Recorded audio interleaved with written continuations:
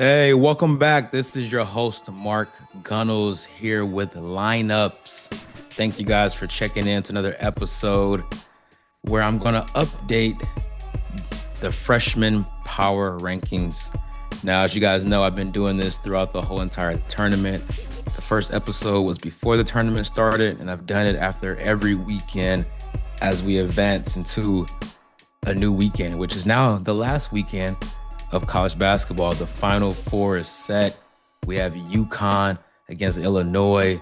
And then on the other side, you have the heavyweight matchup between Arizona and Michigan.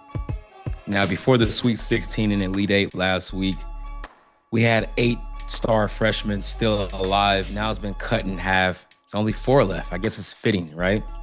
It's 4 freshmen left. The Final Four, with the Final Four being played this weekend in Indy, you couldn't draw it up any better. The 4 freshmen that were eliminated: Nate Ament from Tennessee, he was number 8. He was at the very bottom last weekend. Just very disappointing tournament for him, to say the least. Then Kingston Flemings was eliminated with Houston. He didn't have his best showings as well. Cam Boozer of Duke played really well, had some turnovers at the end of the game. His brother had the real big one, but Cam overall played well, but Duke obviously lost in that heartbreaking game to UConn at the buzzer by another freshman that we're going to talk to, Braylon Mullins, who made the key shot to send them to the Final Four.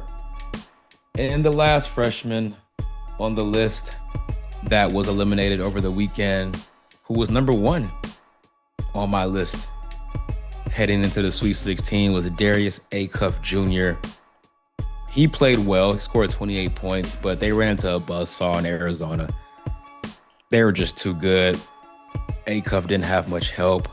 It was a bad matchup for them, but all those guys will be having their name called here in a few months for the NBA draft if they choose to go, which I'm pretty confident all 4 of those guys will. As well, these next 4 that are still alive. Let's get into it.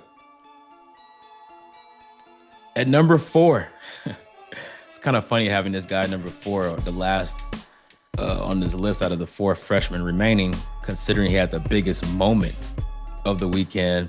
But Braylon Mullins of UConn, I mean, obviously he had the greatest moment of the tournament so far, one of the greatest moments in tournament history, with that logo 3 to knock off the number 1 overall seeded Duke Blue Devils.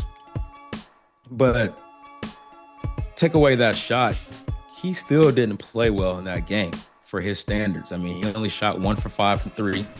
He made the key 3, as we know, but he didn't play that well. He had 10 points, no assist, only 1 rebound. And then in the game before, in the Sweet 16 against Michigan State, he only had 8 points on a 3 of 7 shooting. He did shoot 2 of 5 from 3, so it wasn't much volume there.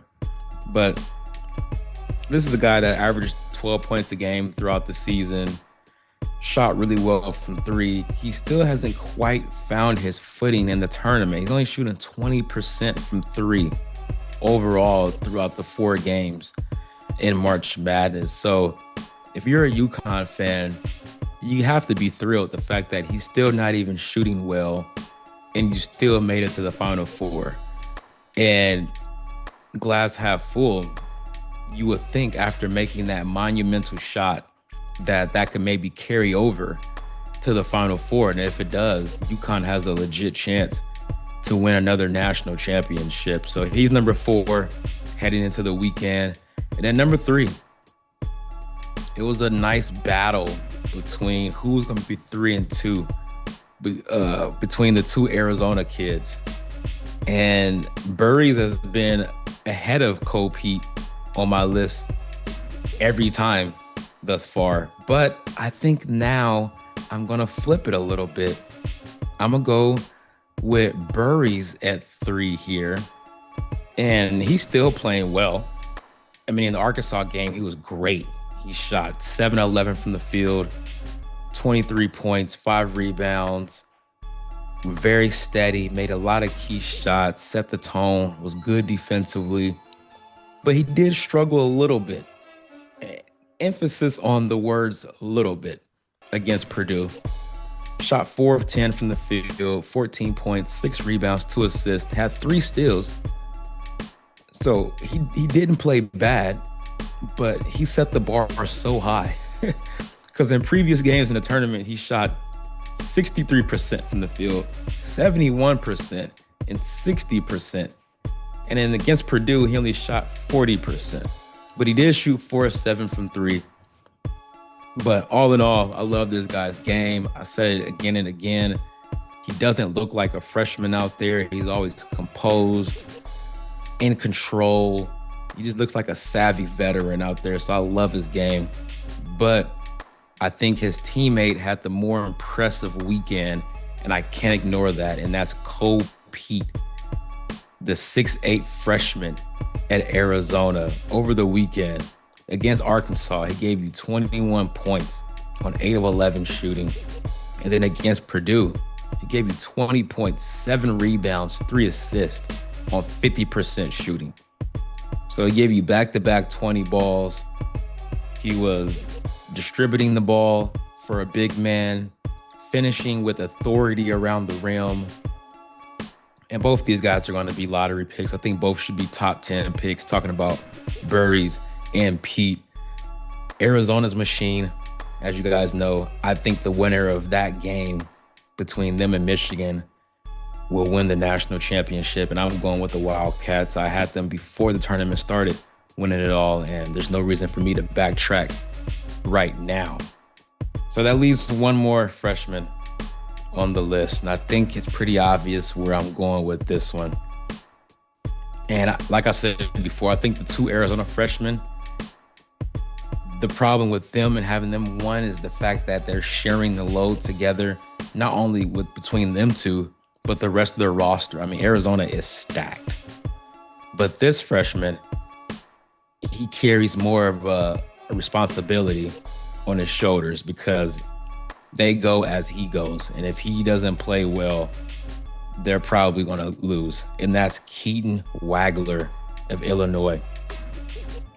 Against Houston in the Sweet 16 game, he didn't shoot well from the field. He's only 4 of 14, 13 points, but he did have 12 rebounds, got you a few assists, a couple blocks.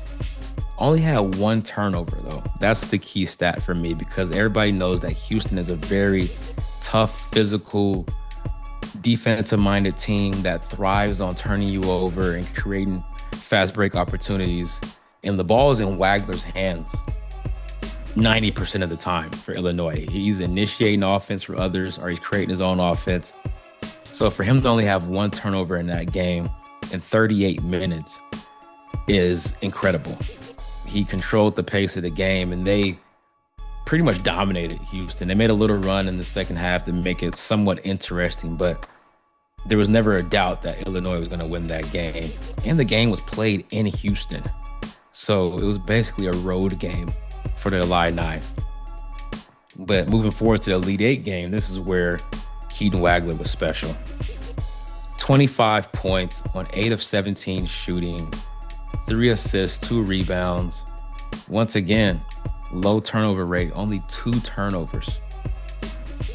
The 25 points obviously stand out, and he shot 7 of 7 from the free throw line, 100%, didn't miss.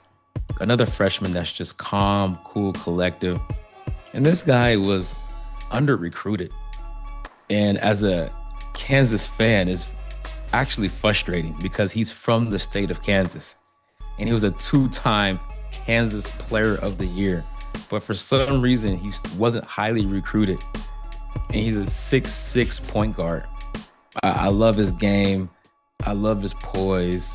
Nothing rattles him. And I think we're going to have a great Final Four in both these games. I mentioned how I think the winner of Michigan and Arizona won the national championship. I think Illinois and UConn sets up to be a very, very highly contested matchup as well. Both really good offenses. UConn's more of a slow pace. Illinois likes to run up and down a little bit more. Both can shoot the ball. So I think we're in for a really good Final Four. Can't wait. And when this is all wrapped up after next Monday, I'll have my final rankings. I guess I can bring in all 10 of the guys again and just give the final recap of how all 10 of these freshmen performed throughout March Madness with the final ranking. So thank you guys for tuning in. See you guys next week.